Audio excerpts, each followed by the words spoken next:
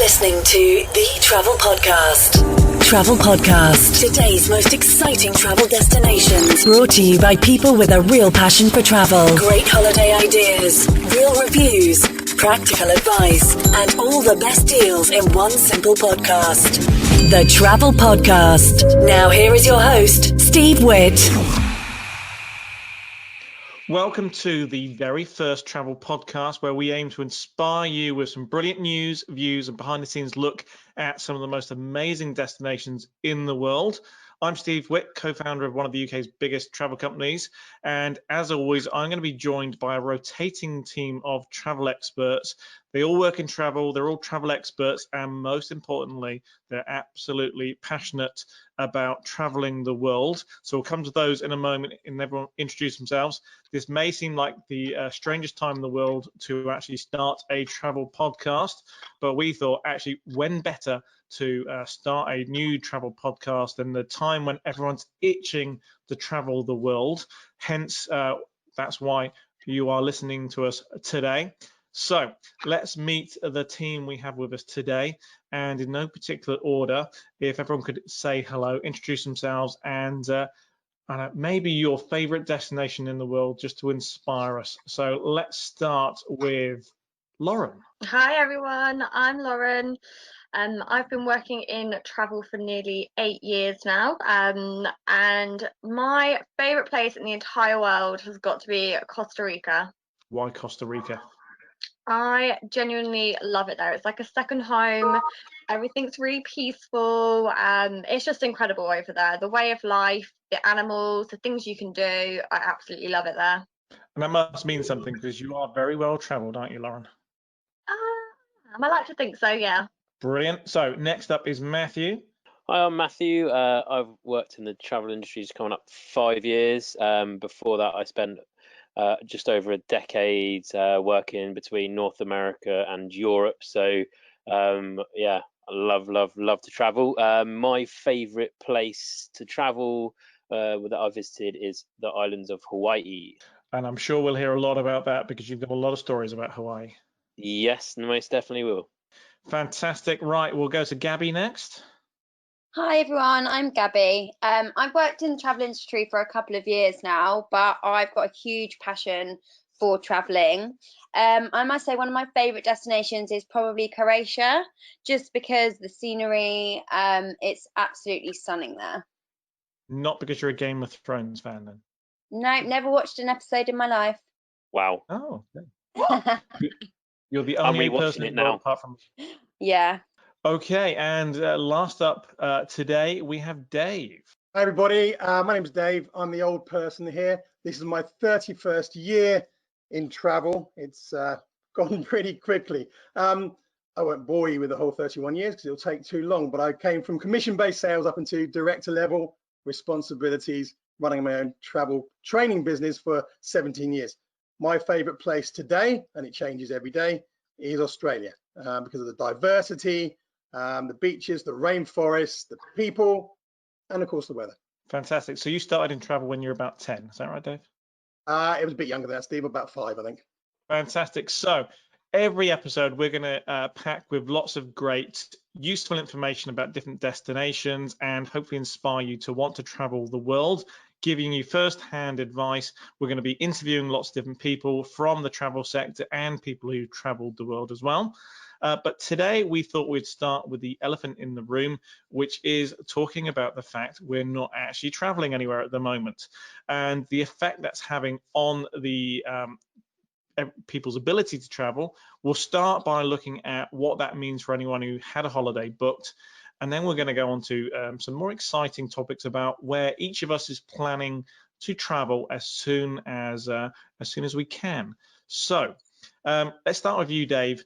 What is happening out there in travel right now for anyone who had a holiday booked and was looking forward to going away?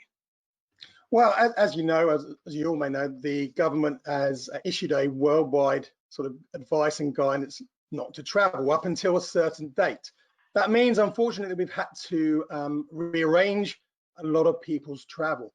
And you would have seen this week, the ABTA, one of our governing bodies, has given some advice to clients on exactly what they should be doing in this situation. Some of you may know about the package travel regulations, which was never really designed for this type of unprecedented situation. So the guidance at the moment is, if your holiday saying is to rebook, reschedule, because we all at the moment need something to look forward to. So that's our first bit of advice, well, ABTA's first bit of advice. If you're unable to do that, then your supplier may offer you what we call a refund credit note to use on a future booking. Now, if you haven't used that by the end of July, you will be entitled to have a refund on your trip. What I would add there, though, is that if you are looking for or waiting for a refund, please be patient, because the sheer volume of changes to people's holiday plans are immense. So that's the one bit of advice that I would give, Steve. Brilliant. And Matthew, you deal with a lot of different sort of operators and suppliers with the work that you do. What's the sort of feeling out there at the moment from suppliers and destinations, and what are we likely to see in the coming weeks and months, do you think? I think, like David said, a lot of people are just currently working on getting those who are currently away home, and those that were meant to be traveling within the next 72 hours of today's date, and then each day going forward, making sure that they can move people's holidays to different dates, because obviously a lot of people were very excited to get away within this time of where there is the current travel ban, but making sure people still have that excitement to look forward to once it's over, even if it's the fact that it's next year. So people being very, very flexible with their cancellation terms, amendment charges, waiving a lot of it. Airlines are being very flexible in being able to book, a year. Some people, even depending on where in the world you're going, can book even up to October 2021.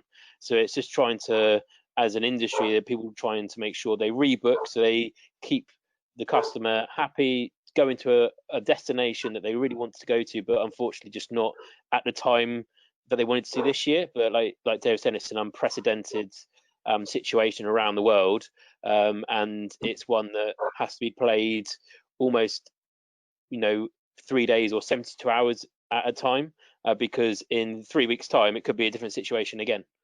So it's just, people have to be very patient with, if they book directly with a tour operator, if they book with someone online, especially if you're traveling, in April. You've got to remember there's so many people before you that have been affected that they have to sort out first.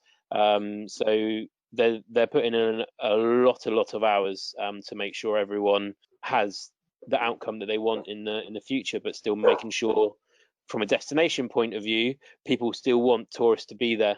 Otherwise, there's lots of hotels abroad that rely on people to travel. So if everyone cancels, all of a sudden there's livelihoods abroad that will just disappear. So it is that's why the likes of ABTA are trying to make sure everyone rebooks, because it's not just affecting businesses here, it's affecting businesses around the world, and especially destinations that rely heavily, like Spain, Jamaica, Greece. So many countries, their GDP is purely travel. So there's a lot there. And Lauren, you sort of come from a sales background. Are people booking holidays at the moment? There are still definitely bookings coming in. People always need something to look forward to.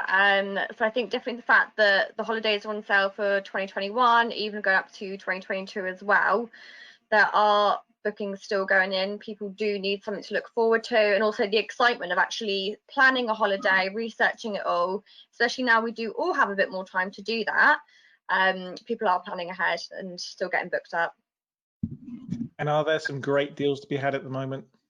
There are some really amazing deals at the moment, especially if you are booking ahead. You can obviously get it done on a low deposit, and then you've got your monthly payments as well. So it's kind of never been easier and a better way to book and pay off your holiday. Fantastic. And Dave, any advice for anyone who's looking to book a holiday at the moment, or thinking, well, should I wait? Should I book it now? Should I wait? What's the right thing to do? Yeah, it's a good question, Steve. And I think it's about timing, I think, for booking ahead. And we've seen a lot of people booking for next summer, as well as people changing to next summer. So people are still booking holidays, just not for the next couple of months. I mean, that's probably sensible, but we're seeing a lot of people saying, I've got to have something to look forward to. And not only are people moving their holidays to probably later in the year, December, November time, but people are still booking for next year, as Lauren said, low deposits, can spread the payments. I think travel is one of those things that you've always got to have something in the diary. You've always got to have to look forward to. Even if you keep moving them backwards, like a couple of them are now, people are still booking holidays for the future. It's just one of those things that people will always have look forward to, And I know, Gabby, you work in sort of marketing within travel, and you must be seeing lots of offers coming in all the time, and lots of people sort of, or tour operators trying to push products to sell, if you like, destinations. Are there any that are catching your eye and you're thinking, wow, that just looks amazing at the moment? Yeah, looking ahead to 2021, there's some really, really good deals at the moment. We've actually just put some out ourselves that are kind of going a little bit further afield. So there's some really, really good offers to South America. We're seeing some really great offers in Europe as well. So there's a real mixture. And actually, looking ahead to the end of 2020 and 21, you can really get yourself a bargain. So is it safe to book a holiday at the moment? Yeah, absolutely. So I mean, I think obviously, no, I was just going to say, I think obviously, don't book a holiday in the next 3 months, but towards the end of the year, then I think definitely it'd be great to have something to look forward to. So if you were to book something now and circumstances are such that we're still not traveling, are people going to get their money back or get to rebook their holidays? Is that the case?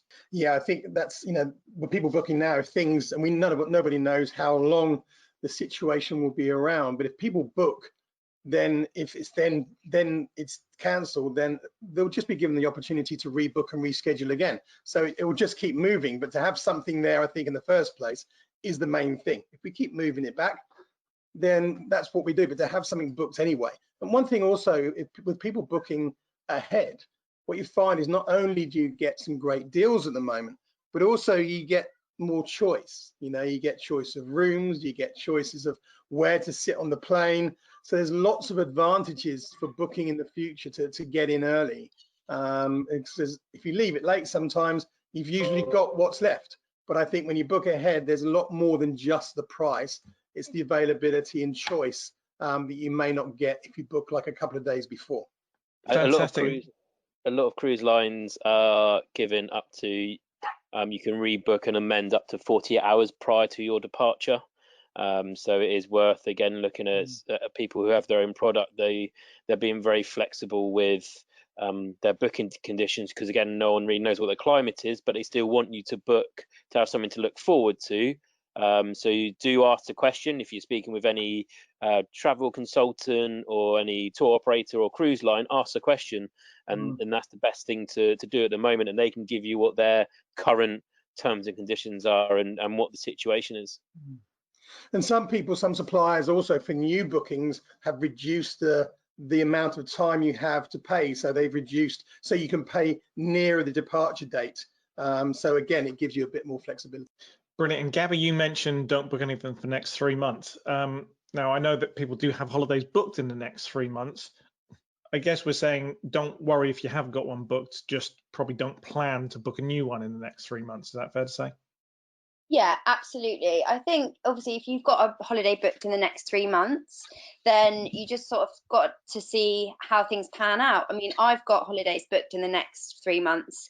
I'm meant to be going to Las Vegas at the beginning of May, and obviously as it stands, I probably won't be going, but you've just got to wait and see what your suppliers say. If it was a new booking, yeah, I'd probably advise not to book anything just yet. For the next 3 months, that is. Okay, brilliant. So we're going to come on to talk about where we'd each like to go on holiday next. As soon as the sort of restrictions are lifted, where we're all going to jet off to, or cruise off to, or drive off to, whatever the choice may be. But before we do that, Matthew, what can we expect from the Travel Podcast over the coming episodes? Over the coming episodes, we've got a lot of North American episodes coming up. So we'll be having a Las Vegas episode highlighting what there is to do away from the strip as well as on the strip. I know Lauren's been there very recently, so we're going to get a lot of information from her. I spent 11 months there, so a lot of insider from myself, and we've got a guest from Maverick Helicopters. We'll be looking at Ibiza.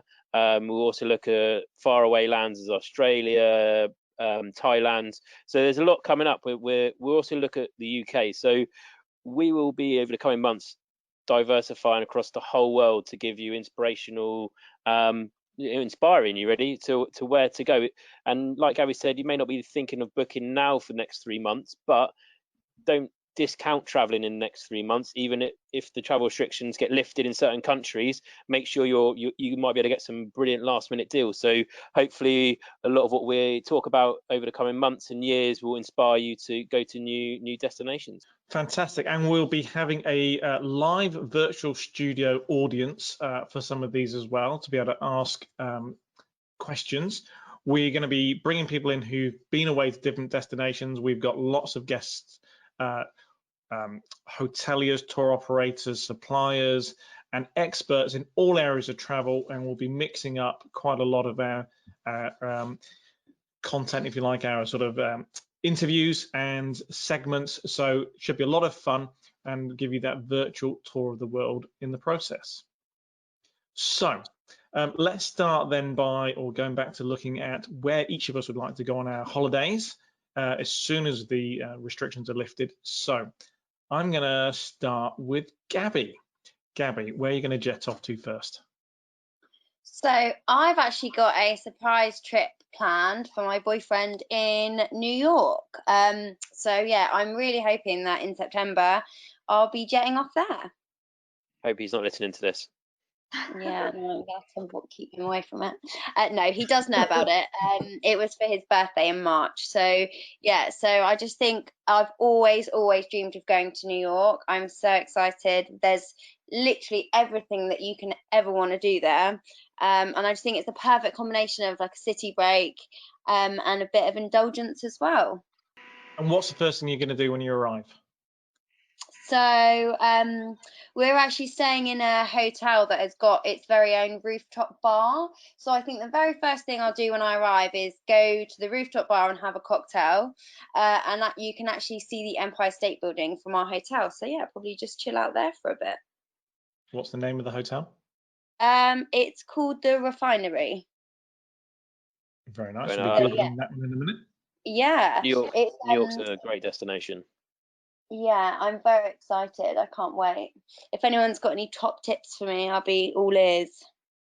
I'd get over to Brooklyn and explore the neighborhoods, because a lot of people would think about just going to Times Square and Central Park, but a lot of the neighborhoods around the New York boroughs have really kicked on. It'd be like going to somewhere like Shoreditch in London. So very, very cool little markets. There's the meatpacking district, which has really been redeveloped. You've got Soho as well area, which is great. And obviously you've got now, you can go down to Wall Street area, and if you go down there you can actually see the Statue of Liberty and get a good photo of Statue of Liberty if you don't want to get on the ferry across and do the tour itself. But yeah, no, it's a very I'd say walk it. It's easy to navigate. Everything's done in numbers, and the blocks, it's all very square pretty much, so you won't get lost, but it's a very walkable city. Yeah, no, Lauren, I think you sent me a link to a food festival in Brooklyn actually, so I'll be definitely interested in looking at that as well. Yes, definitely. And you need to do the Gossip Girl tour. Absolutely. What's the Gossip Girl tour? A tour of all like the places they filmed Gossip Girl. Dave, must have you watch done that, that? actually.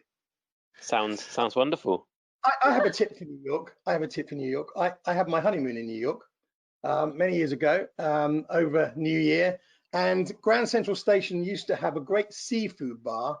I don't know if it's still there because it was a few years ago, but that was my tip for New York. Yeah. Oh, amazing. I love seafood. Excellent. Well, make it your mission to go and find out if it's still there. And tell me. Another good Okay, tip so is for a from photo of the skyline. See if they remember me, Gabby. Yeah. I was gonna say, if you want a good photo of the skyline, if you got Rockefeller at night, and then Yeah. you'll have the Empire State Building. Whereas if you got the Empire State Building, you won't be able to capture that one. So the Rockefeller is a great one to go up to that observation deck and get a photo in the evening. Yeah, I've definitely heard that tip before, definitely. brilliant stuff. So from New York to somewhere very, very different. Dave, where are you going to be jetting off to? Well, not so much jetting, Steve, more driving, I would say. Now I've traveled all around the world, but this might come as a little bit unexpected. But my happy place, the first place I will be going will be Cornwall. I'm actually booked to go to Cornwall. I go there a couple of times a year. And from sort of packing up the car, the top box, getting up early to miss the traffic. As a family, we stay in a specific part of North Cornwall, which is called Porth.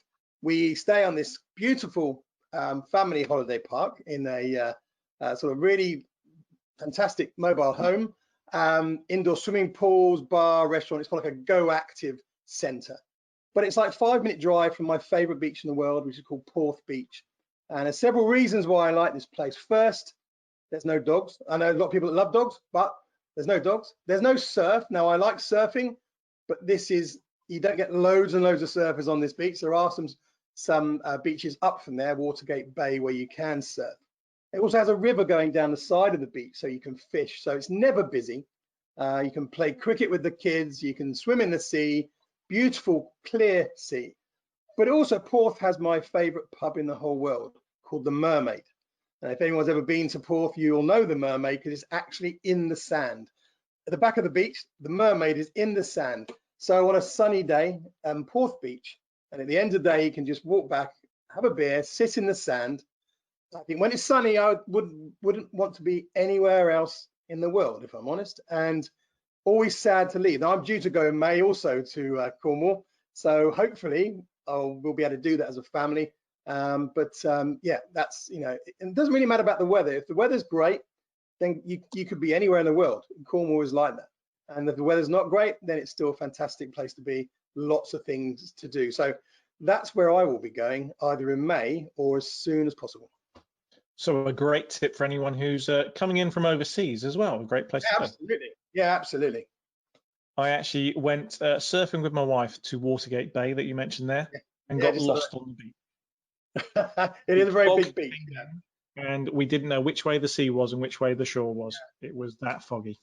Yeah, that's a key thing with Cornwall because, yeah, I go on a surfing trip every year in September with some friends. So we wouldn't go there. We'd go to Polzeath, or we'd go to other places or Watergate Bay. We certainly wouldn't go to Porth if you want to do some surfing. So different type of trip determines a different location. But no, I sort of, as soon as the car pulls in, you just change, your whole sort of feeling changes, and you just go into relax mode. Fantastic. Right. Next up then, Lauren, where will you be going? So I've already picked it up loads, but I will definitely, as soon as I can leave the UK, unlike Dave, I will be leaving.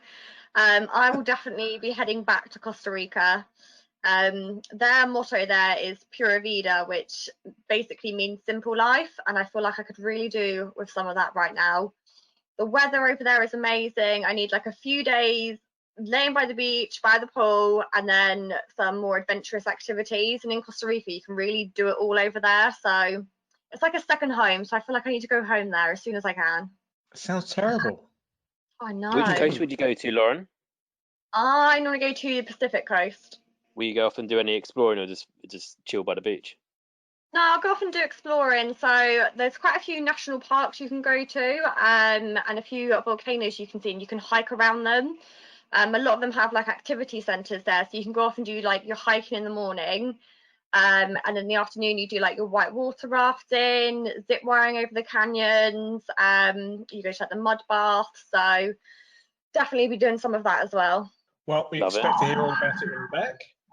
Definitely. Matthew, where will you be going?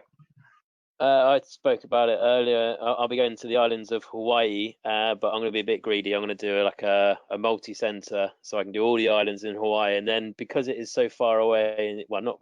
It's about it takes you a day to travel there, but it's definitely worth it for the escapism. Although we're obviously in lockdown here, being able to just go over and explore the islands, get out with nature, whether it be on land or within the water, is unbelievable.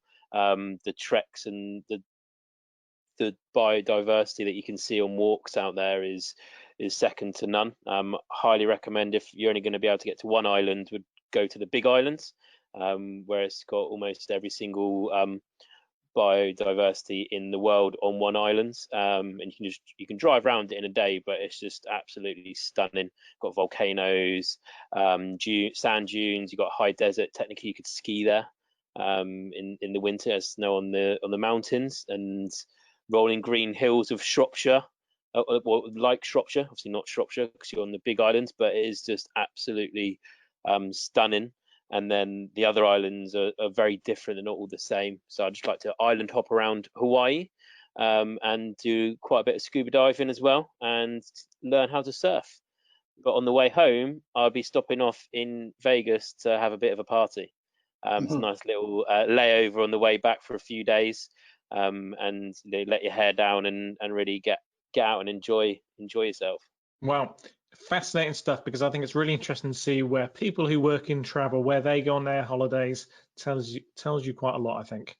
So I guess I probably should say where I'm going as well. So I was actually due to be going to Cyprus right now. Today I should actually be in Cyprus working, I should add, in a 5-star hotel with a conference. So that would have been a great way of getting a few rays. Next month I'm due to be in Ras Al Khaimah and Dubai, so chances are that's not going to happen. So that would be a great thing to do, but the reality is I'm actually going to jet off to Lanzarote, which as these podcasts unfold, you'll probably learn that's my my go-to place.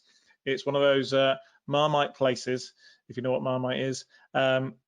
I love it because I'm into water sports. I love windsurfing, and it's my second home. I can just go and relax. It's always sunny. It's nice and windy, so you don't get too hot as well. And I can do my windsurfing, so that's fantastic.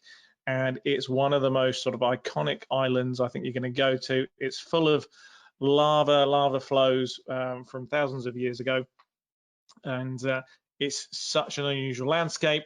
They practice the lunar landings there. They've done all sorts of filming on locations for films there, because it is the strangest landscape you're ever going to see, and no big high-rise hotels. It's the friendliest location, and it's just under 4 hours to get to, I think. So dead simple. You can fly from most regional airports in the UK. So dead simple, pretty cheap once you're there as well. And yeah, so laid back. That's my go-to place. I do love going to luxury resorts around the world as well and go exploring, but I think my first trip away is going to be there just for a weekend. Not a bad trip. Okay, I think that wraps up today, our first ever travel podcast. Stay or keep listening for more of these. If you are on iTunes or your go-to podcast player, please subscribe to future editions. And if you love this and future editions, please leave us a nice 5-star review to encourage more people to listen. On our next or up and coming episodes, we'll be taking you on a tour of the world and involving even more people in these episodes. If you'd like us to feature a particular destination, or you have travel questions, you can email studio@thetravelpodcast.com, and we will definitely take a look at that. But for now, thank you for tuning in and listening, and we shall see you very soon. The Travel Podcast is sponsored by Not Just Travel, where it's not just travel, it's a way of life. We hope you liked this podcast, and if you did, please tell your friends, but also take a moment to rate us on iTunes, as it helps spread the word. Thanks for listening.